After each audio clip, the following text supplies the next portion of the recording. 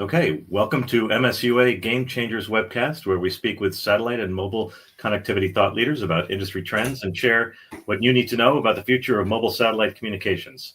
I'm your host, Roger Lonto, and I'm excited to introduce Nathan de Ruiter, who is partner and managing director at Novaspace, based in Montreal, Canada. He brings over 2 decades of consulting experience to Novaspace, offering strategic guidance to an array of international clients. His client-focused approach spans satellite operators, manufacturers, service providers, government agencies, and financial institutions. Nathan leads Novaspace's transaction advisory services practice. Without going any further, can you tell us a little bit about Novaspace? Yeah, certainly. So Novaspace, we're a consulting, market intelligence, and event organizer for the space sector. So this is the primary focus. It's a merger between Space Tech Partners and Euroconsult. That was happened, let's say, April last year. We're now fully integrated. I think expanded our services. But yeah, we really, over 40 years have been focused on the space sector. So we consider ourselves to be the experts on the topic. And we're talking today because I discovered just a few days before CES that there was a whole satellite track that Novaspace was running at the show, four sessions. And but before we go into that, which is the subject of this review, what were your general impressions from CES? Because it was not your first trip to that event. No, exactly. So it was actually my second. So last year we had our first space track, and I will tell you more about that later on. But it's very impressive, like CES, right? Compared to our industry events, it's so much times bigger. And I would say, I think one of the key things, this year stood out, which I think no surprise, AI, and it was like everywhere, right? Every stand. And any technology on display had some AI component to it. So it really sees that AI moves now from this kind of standalone technology or trend into kind of really like embedded into mobile innovations. Sometimes maybe an overkill too, right? You see like the, AI powered vacuum cleaners, AI powered spice dispensers, AI powered smart bird feeders. It's get a bit out of control sometimes, but undeniably, AI was the big trend, and I think that's fair to say, and I believe that's also something we discussed in some of the topics as well in our space track, but for as well in the space sector, AI is an important trend as well. So, all AI everywhere. That's I would say that the But first summary. as the second year of Novaspace running this track, how can you compare from last year to this year, the response and level of interest, I should say? Yeah, so and also, why are we organizing this track? Is also again the main point is to kind of increase awareness outside our industry kind of domain events. We organize our own events, we attend all the industry events. So really, the main purpose is to basically increase the awareness, and it's not easy, right? Because again, this is a massive show. There's concurrent a lot of sessions going on. So again, we see increased interest, and we try to introduce new topics to bring forward. So yeah, we've seen more and more interest. I think as well, what we fair to say, I think we can still do a better job. I think still one of the key takeaways was also mentioned in one of the panels. When you look at the CES, it's particular like the storytelling, the presentation on the booths and on floor, and even probably in the sessions partly too, right? That's very strong performance, and I think this is something in the space industry we maybe have been lacking a little bit at some occasions. So I think that's I would look forward to we're planning to do this for the foreseeable future, increase do better storytelling, but also being able more, for example, to track space companies on the exhibition floor. I spent a few hours, and I was really pleasantly surprised to see, a lot of companies that maybe space is not their key focus, but they have some initial activities in there. There's a lot of interest. So again, with the organizer, I think we should definitely explore like new ways and better bring in highlighting space activities. And again, the main aim is like, we want to move beyond the traditional like the exploration activities, maybe Starlink. Those are the things that people know these days, but there's so much more going on in terms of technology businesses that we want to highlight on this bigger exhibition floor. What can you say something quickly about the kind of numbers that we're looking at? I mean, it seems, correct me if I'm wrong, but it seems as if SpaceX has a launch nearly every week. Mm-hmm. At this point.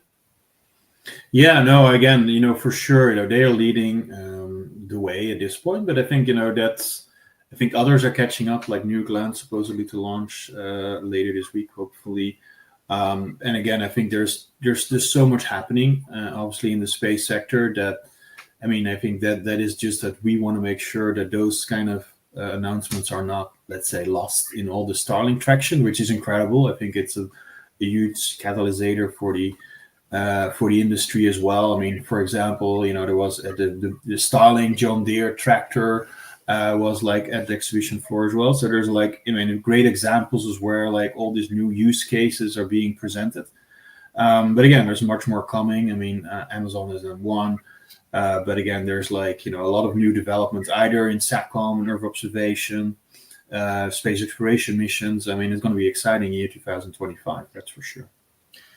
So what would you say were the key takeaways from the 4 sessions in the Novaspace executive satellite sessions? And just to review, there was Constellations and Debris, which gets a lot of people's attention. Like, I hear there's all this garbage up there. Driving into the future, the impact of connected cars, something that's near and dear to me. Cloud and data centers for corporate satellite connectivity. Obviously, enterprise is benefiting from enhanced access to satellite assets. And then calling from space, that was the other big headline this year, direct to device dialing. So what were the takeaways from those conversations? Yeah, sure. Let me run through them a bit. And again, it was very interesting to see very different discussions, very different topics. On the constellations and debris, I think, it was a good starting point because it was also a way to kind of, again, explain the audience, like how important space assets are, right? In terms of the navigation, communication, where you take your Uber to the conference, right? That it all enables. So I think that was a good level setting of the importance of space. And then to your point, highlighting obviously the number of satellites going up, the risk for collision, space debris, either intentionally or unintentionally, is obviously rapidly increasing. And the companies, Slingshot, Northstar, NASCAR scale, are kind of commercial enterprises that really want to deliver solutions to better manage and different kind of space debris, tracking the objects, and providing solutions to the market. I think it was it was an important, that kind of sustainability element that speaks as well to a lot of the younger generation too, obviously. So I think the kind of key takeaway there's still a lot of work, right? There's kind of these 3 pieces that needs to be advanced. That is the business side of things. So again, how do you, as a commercial service provider, kind of monetize your service offering? What are the price points for it? And as well, like the legal regulatory framework. This is the biggest question today, right? Where does the responsibilities lay? Who kind of operates, but also be able to, either enforce certain rules, right? That's still a lot of a big topic of discussion. And I also, one of the speakers also really highlighted that it's important not that it's just a government-owned controlled discussion, but also bringing kind of the operators, which actually, are operating in this environment, to the table. And then finally is the technology piece. And I think here the technology piece is probably, being in the space industry, something what I'm always pretty convinced that will get solved, that part will get advanced. But here as well, the AI part component actually stuck out as pretty important, right? If you are analyzing million kind of data points on a daily basis, obviously, AI, human being cannot do that. So using the AI to really, making the alerts to make some visualization of insights to your clients is kind of a key piece of that kind of technology advancements. But I think, overall, definitely the regulatory piece that is the most challenging, and the economic part is still where they're a little bit struggling with. Yeah, 2 things that I came to appreciate more in 2024 was the reusability of launch assets. And then something I hadn't really understood was the importance of countries, sovereign satellite constellations, sovereign constellations, and satellites actually recognizing borders on the planet and being able to turn on and turn off, which when I hear something like this, you sort of scratch your head seriously, but this is what has to happen, and obviously you can do that with software, but even so, it sounds almost an incredible necessary reality. Are there any other sort of core regulatory issues that are being hotly debated? Yeah, no, definitely that's a key one, right? I think one of the things, and even like taking Starlink as an example, right? Of course, they are maybe over 100 countries now, or expanding on a daily basis. Let's put it like that. But that's been one by one, right? It's a lot of work, and to your point, right? They need to geofence certain jurisdictions which is not allowed to provide a service. I think some of the things that especially from satellite connectivity perspective, that regulatory point, and as well when you talk to the calling from space, right? The last panel we'll talk to, it's a very important piece, the regulatory side, on gaining the market access in any of those discussions. So for sure, those are it's kind of a pain point. Even if you're solved all the, if you have your constellation up and running, it doesn't mean that you can provide that globally from day one. There's a lot of work. Yeah, I guess the case that gets referenced quite a bit is Brazil, where they were trying to shut down the social network, but Musk could sort of override it with his satellite coverage. Yeah, no, again, so they're technically, obviously, you'll be able to serve globally when the constellation fully deployed. But yeah, there are clear jurisdictions and rules, and then of course, the operator has to make a decision point whether they oblige to that. But there's pretty strict penalties, and generally people maintain or stick to those rules and regulations. And it can also be changed. There's a lot of this. Even in the past, like certain jurisdictions, you have market access to it, political change that can be revoked, right? So it's a dynamic that can continuously evolve over time. Just how the geopolitical situation ends up being at the current moment of time. So, what other satellite relevant topics would you point to topping the news during the event? Yeah, no. So I think during the event, I think as well, being Texas not too far from Los Angeles, obviously the I would say the wildfires has been a lot in the news. I think it also is again part of our what we're trying to aim here, and I think obviously how challenging the difficulty is. It also shows how satellite solutions can provide either connectivity or imagery, right? So I think the community overall really stepped up in kind of either providing free terminals for communication. I think T-Mobile announced as well just earlier this week now that they have the direct to cell capability being activated across the Los Angeles, which again I think it really helps to demonstrate to the wider public how important satellite connectivity is. So it's of course in these tough situations it's a great demonstration of importance from comms and let's say the Earth observation imagery. One of the other things, I personally worked in Canada. We have a lot of wildfires in Canada. It's a situation we're very familiar with. And it's, we've worked, the company we've worked like with the Canadian government they are planning to launch a new satellite mission called Wildfire Set, because actually in Canada, for example, when there's kind of gaps in times where you can monitor the wildfire. So that's what you call kind of the peak burning rate in the late afternoon. There's, let's say, no sensing of that data currently in time. So they're planning to build a new kind of satellites constellation to monitor that.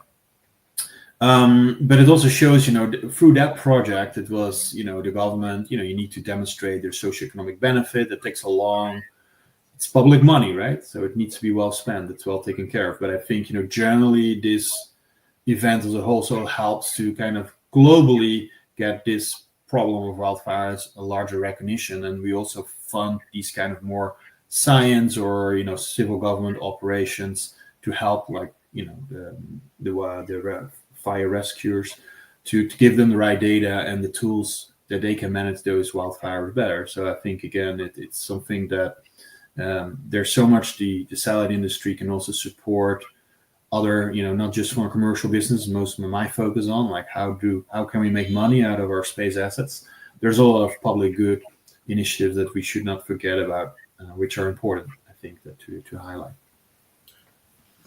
Yeah, well, we won't even talk about defense, but Yeah, no. Again, of course, defense. Yes, I mean that's we didn't have a topic about it. I mean, consumer electronics shows is not necessarily the place where there's a lot of discussion about defense, but clearly, the defense side is where we also see most of the market traction and demand nowadays. Sovereign capabilities, as you highlighted, are pretty key and a big driver of a lot of money and flowing into the space sector.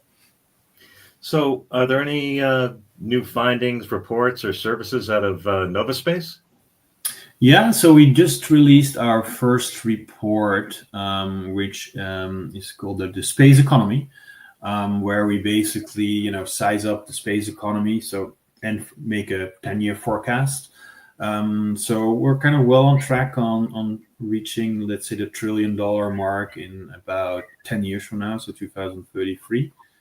And when we look at 2024, I think, it was been, we've seen growth of the space economy in different areas, but we do expect as well an acceleration of the space economy market value in 2025. We have, new constellations rolling further out with Kuiper, Starlink, obviously, and IRIS² also moving forward now.